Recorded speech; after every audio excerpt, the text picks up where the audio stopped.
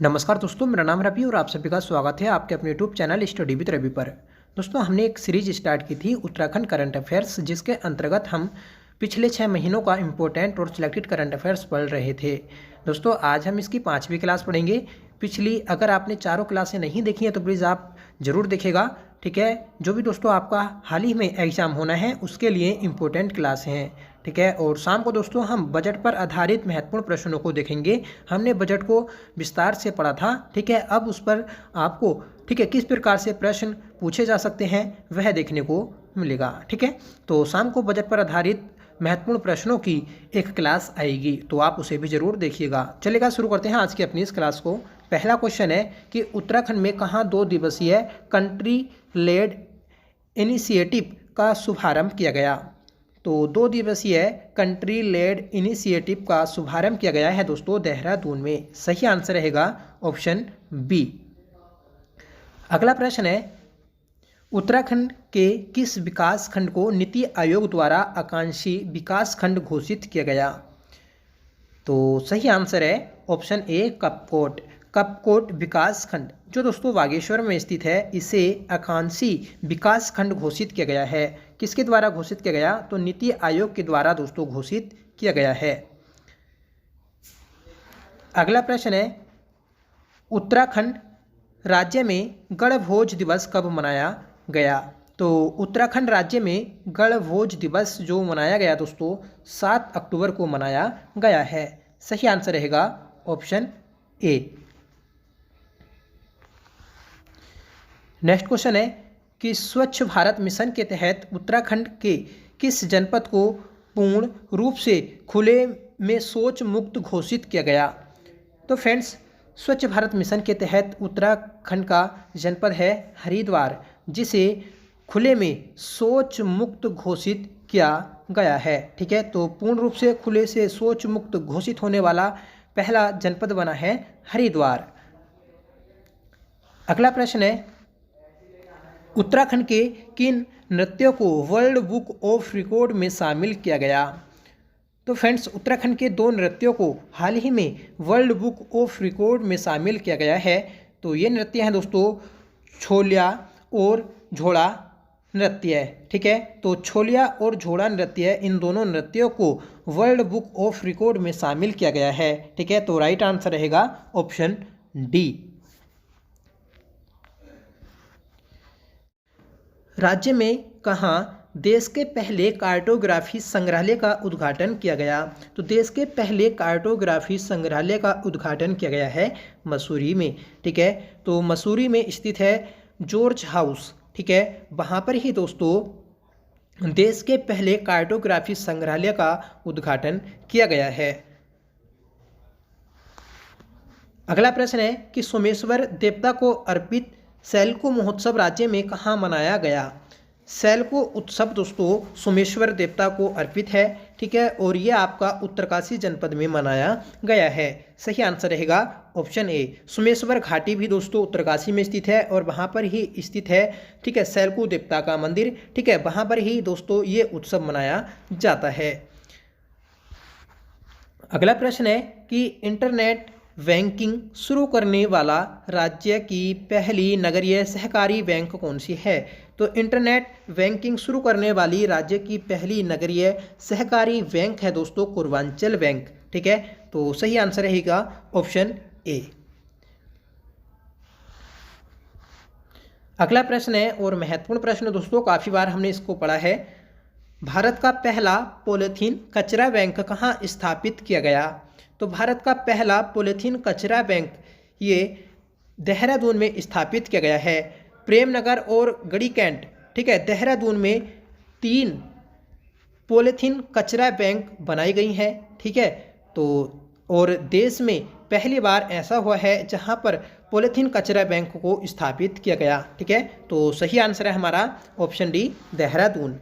अगला प्रश्न है कि देश का पहला घरेलू मशरूम उत्पादन केंद्र किस राज्य में खोला गया। तो देश का पहला घरेलू मशरूम उत्पादन केंद्र ये दोस्तों उत्तराखंड में खोला गया है। सही आंसर रहेगा ऑप्शन डी, ठीक है। और मशरूम गर्ल के नाम से किसे जाना जाता है, तो कमेंट करके आप बताइएगा, इंपॉर्टेंट क्वेश्चन है। अगला प्रश्न है कि कोश्या कटोली तहसील का नाम बाबा नीम करोली के नाम पर श्री कैंची धाम रखने की घोषणा की गई। यह तहसील किस जनपद में स्थित है? ठीक है, तो कोश्या कटोली जो तहसील है दोस्तों, इसका नाम चेंज किया जाएगा और बाबा नीम करोली के नाम पर इसका नाम रखा जाएगा। तो ये तहसील आपका नैनीताल में स्थित है।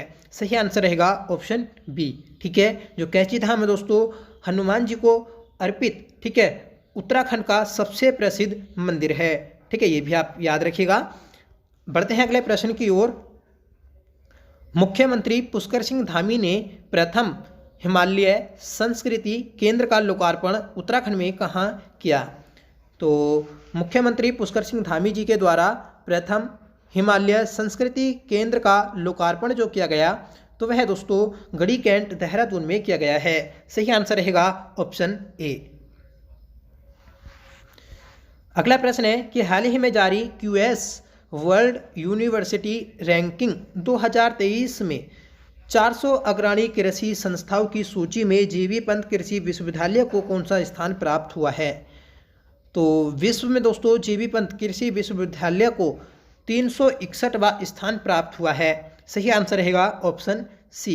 याद रखेगा कि क्यूएस वर्ल्ड यूनिवर्सिटी रैंक 2023 में 400 अग्रणी कृषि संस्थाओं में कृषि जीबी पंत जो विश्वविद्यालय है इसे 361वां स्थान प्राप्त हुआ है। ठीक है, और ये आपका कहाँ पर स्थित है? तो पंतनगर उधम सिंह नगर में स्थित है।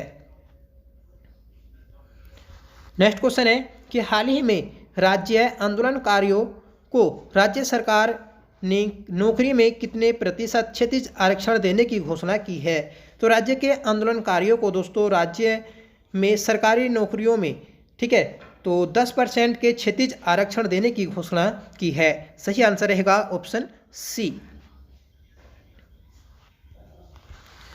अगला प्रश्न है कि जून 2023 में भारत और किस देश के मध्य संयुक्त सैन्य अभ्यास एक्वेरिन आयोजित किया गया?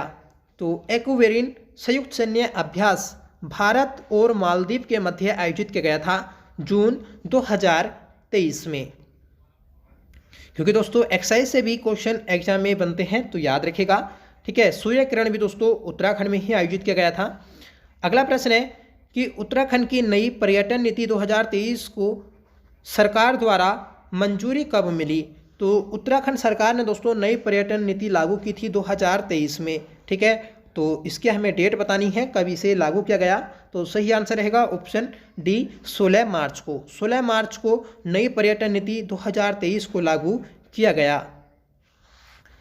नेक्स्ट क्वेश्चन है कि उत्तराखंड की पहली वंदे भारत एक्सप्रेस ट्रेन का शुभारंभ कब किया गया?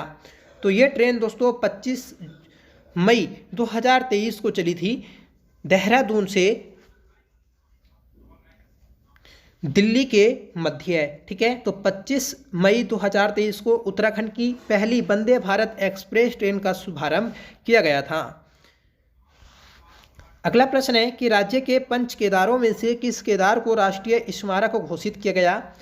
तो दोस्तों कल भी हमने ये क्वेश्चन पढ़ा था कि राष्ट्रीय स्मारक, ठीक है, जो घोषित किया गया है तो वह तुंगनाथ को किया गया है। तुंगनाथ कहाँ पर स्थित है? तो यह दोस्तों रुद्रप्रयाग जनपद में स्थित है और इसे तीसरा केदार कहा जाता है। मतलब जो पंच केदार है तो पंच केदार में यह तीसरा केदार है।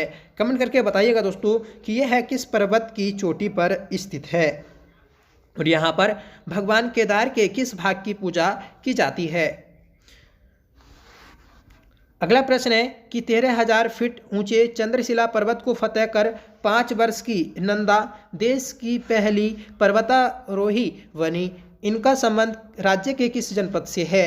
तो दोस्तों जो नंदा एक बच्ची है 5 साल की, ठीक है, तो इनका संबंध है नैनीताल से। सही आंसर रहेगा ऑप्शन बी। इन्होंने दोस्तों कीर्तिमान हासिल किया है 13,000 फीट ऊंचे चंद्रशिला पर्वत को फतेह कर कर। अगला प्रश्न है कि देश का पहला ऑल वेदर रनिंग ट्रैक कहाँ बना? तो देश का पहला ऑल वेदर रनिंग ट्रैक यह दोस्तों उत्तराखंड राज्य में बना है। ठीक है, इंपॉर्टेंट क्वेश्चन है, याद रखिएगा। ठीक है, तो ये थे दोस्तों हमारे आज के सभी इंपॉर्टेंट और सिलेक्टेड क्वेश्चन। आई होप आपको ये क्लास पसंद आई होगी। ठीक है, आज का आपका होमवर्क रहेगा जिसका आंसर आपको कमेंट करके बताना होगा कि राज्य में कहाँ देश के पहले कार्टोग्राफी संग्रहालय का उद्घाटन किया गया। महत्वपूर्ण प्रश्न दोस्तों, कमेंट करके जरूर बताइएगा। साथ में बताइएगा कि आज की क्लास आपको कैसी लगी। आई होप आपको पसंद आई होगी।